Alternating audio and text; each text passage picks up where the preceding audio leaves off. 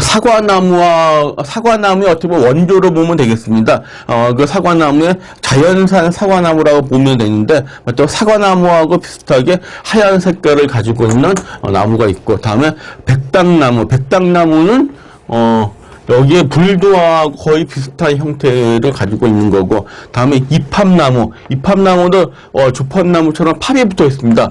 이렇게, 해서 이렇게 되게 꽃들이 이렇게 만개하면은, 바로 그때 이제 그 해에는 풍년이 든다. 그러니까 쌀이 많이 생산된다고 해가지고, 이팝나무라고 하는 게 있고, 요즘 가로수로 많이 심겨진다라고, 말씀을 드린 기억이 있는 것 같습니다. 그리고, 열매가 쥐똥처럼 생겼다고 하고, 산울타리 같은, 그러니까 울타리에 많이 식재를 하고 있는 쥐똥나무라든가, 그리고 배롱나무. 요 배롱나무 같은 경우에도 색깔이 다양합니다. 배롱나무는 보통은 보라색이, 붉은색이 많습니다. 붉은색이 많고, 간혹 가다가 배롱나무는 보라색도 있습니다. 보라색도 있는데, 이렇게 하얀색, 붉은색, 보라색, 그러니까 세 가지 색깔로 나뉘어 있는 게 바로 배롱나무가 되겠습니다.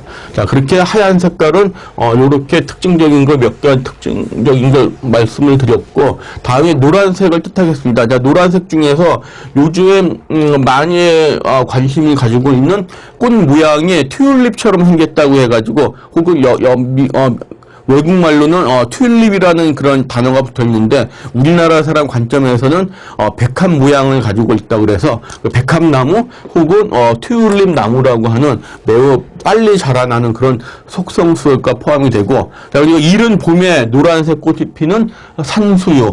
요 산수유는 거의 형태가 생강나무와 비슷하게 생겼습니다. 일단 사진으로 보면서 설명을 드리겠습니다. 이거 매자나무, 말리화는 거의 개나리하고 거의 구분이 안 가는 개나리 계통의 식물로 보시면 되겠습니다. 그리고 망종화는 바로 이렇게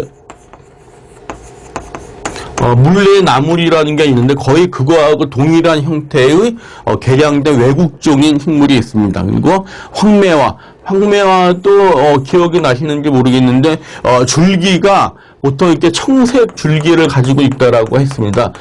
청색 줄기를 가지고 있는 매화꽃 모양이다 해서 황매화. 그리고 화살나무는 뭐 꽃은 관상 가치가 전혀 없습니다. 없지만 그냥 색깔은 거의 연한 황색을 띠기 때문에 여기에 포함이 되고, 이것도 산 울타리에 많이 쓰인다고 말씀을 드린 적이 있고, 다음에 괴불나무.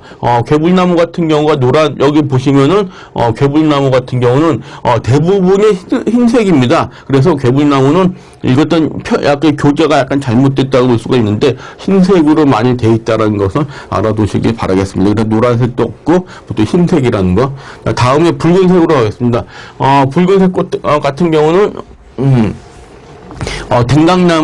댕강나무가 이렇게 우리나라 석회암지대에 일부 자생을 하긴 하지만은, 우리가 원예적으로 이렇게 조경용으로 식재되어 있는 것은 댕강나무가 아니라 보통 하얀색 계통인 꽃댕강이라는 게 있습니다. 그러니까 연한 분홍색 혹은 하얀색 계통의 꽃댕강을 많이 이용을 하고, 댕강나무는 거의 이용을 하지 않는 그런 게 되겠습니다. 자, 무란 같은 경우, 무란이나 혹은 초본에 해당되는 작약 같은 경우가 거의 붉은색 계통이 되고, 쌀이나무 종류도 연한 그런 붉은색이죠. 거의 그러니까 분홍색에 가까운데, 그런 경우라든가, 자, 봄에 꽃피는 무과나무, 그리고 아까 말씀드린 배롱나무, 그리고 장미과에 해당되는 물의 해변, 그런 곳에 피는 해당화, 그리고 또 봄에 잎보다 꽃이 먼저 나오는 박태기나무도 붉은색이라기보다는 약간 짙은 보라색 계통, 이것도 색깔이 좀 어중간합니다. 이게 뒤에 사진 나오겠지만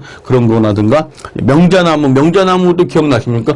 산울타리용으로 많이 식재를 하고 있는 그러한 식물이 되겠습니다. 중국에서 넘어온, 이거 병꽃나무 종류인데, 이것도 우리나라 자생하는 건 아니고 외국에서 들여온 붉은 병꽃이라고 있습니다. 우리나라 병꽃나무는 보통은 여기에 해당이 됩니다. 보통 여기에 해당이 되는데, 여기서 외국에서 들여온 것은 붉은색을 지니고 있고, 조경용으로는 바로 이 붉은 병꽃나무를 더 많이 쓰이죠. 이 괴물나무는 흰색이 많다라는 거. 그리고 향기가 매우 좋은, 이것도, 붉은색이라기보다 분홍색에 가까운데, 바로 분꽃나무고, 아직은 이게 조경용으로 많이 이용을 안 하고 있지만은, 조경용으로 매우 가치가 뛰어난 것 중에 하나가 바로 이 분꽃나무가 되겠습니다. 다음에 벚나무도 붉은색이라기보다 연한 분홍색 혹은 하얀색 계통에 가깝기 때문에 이것도 뭐 보는 관점이나 환경에 따라서 색깔이 틀려가지고 또 획일적으로 붉은색이라고 말씀드리기엔 좀 곤란한 게 되겠습니다. 자, 다음에 상대적으로 가장 드문 색깔을 지니고 있는 경우가 바로 보라색이 되겠습니다. 그래서 보라색에는 정약나무도 소수꽃다리하고 같은 우리나라 자생하는 관목인 라일락으로 보시면 되겠습니다. 그래서 거기에 되고 되게 높은 지대에서 많이 있는 거고. 자, 목련 중에서 자색을 지니고 있는 목련을 바로 자목련이라고 한다는 거죠. 그리고 산수국 앞부분 화서에서 말씀을 드렸습니다. 꽃에 배열되는 모양이 산방화서를 지니고 있다라고 했는데 얘네들이 바로 보라색 계통을 가지고 있는 거고, 작살나무 아까 여기서 그것도 화서에서 유한화서에 포함한다고 말씀을 드렸습니다. 그래서 열매가 아름다워서 겨울에 조경용 소재로 많이 쓰이고 있는 게 작살나무인데, 그 중에서도 열매가 좀 상대적으로 작살나무보다 조그만 거를 좀작살이라고 합니다.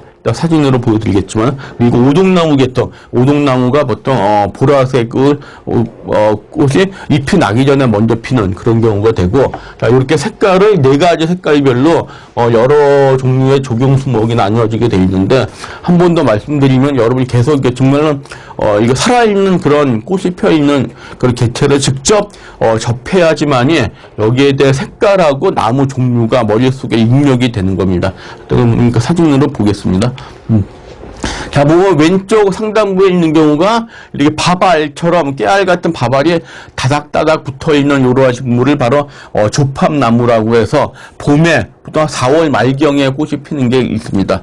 그리고 오른쪽에 나와 있는 경우가 척박한 땅에서 하는 게 있다 그랬죠. 다시 보면 식당나무라고, 그러니까 척박한 곳에 자라나는 그런, 보통 아까 6월 달부터 해서 개화 기간이 상당히 긴, 그리고 이렇게 하얀색 꽃이 피는 이런 경우라 식당나무라고 표현을 하고, 이 꽃 모양을 또 복습을 해보시면은 꽃 모양이 전체적으로 총상화서 혹은 원추화서 모양을 가지고 있습니다. 자, 그 왼쪽 하단부에 있는 경우가 전에도 말씀드렸지만 열매 모양이 이렇게 이게 부채 모양이다. 그리고 꽃들은 개나리하고 비슷한 형태의 꽃이 피는데 색깔만 하얀색으로 피는 충청북도에서 자생하는 우리나라 되게 특수한 식물이라고 말씀을 드렸습니다. 바로 미선나무가 여기 하얀색 계통인 식물의 하나 예로 보여드렸습니다. 자, 다음에 나와 있는 게 요게 바로 화서 모양은 두상화서 모양을 가지고 있습니다. 그렇게 가지고 있는데 전체적인 형태가 부처님 머리 모양을 가지고 있다 해서 이게 불두화라고 이렇게 표현을 하는 게 바로 여기에 해당이 되겠습니다. 자, 다음에 나오는 게 저 왼쪽에 나와 있는 경우가 뭐냐면 바로 이게 팥배나무가 되겠습니다. 이 팥배나무는 하얀 꽃이 피는 거고, 보면은 이 아까 열매 모양이 빨갛고 점이 들어가 있어 배 모양을 가지고 있다고 그랬는데 바로 팥배나무가 이러한 형태로 그리고 이제 가을에 붉은 열매가 겨울 동안에 달려 있습니다. 그리고 팥배나무 참고로 제가 잎을 하나 보여드리는데, 팥배나무의 잎을 보시면은 이렇게 연맥이 되게 뚜렷하게 이렇게 움푹 꺼져 있습니다. 연맥이 움푹 꺼져 있기 때문에 팥배나무는 잎을 봐가지고도 다른 식물과 이렇게 동정하는데 하나의 기준점이 되기 때문에 이렇게 한번 보여드린 거고, 여기 나와 있는 것도 팥배나무가 이렇게 빨간 열매가 이렇게 달려 있는 형태를 가지고 있습니다. 그래서 이것도 하얀 꽃들이 피는 그런 조경수목의 하나의 예가 되겠습니다.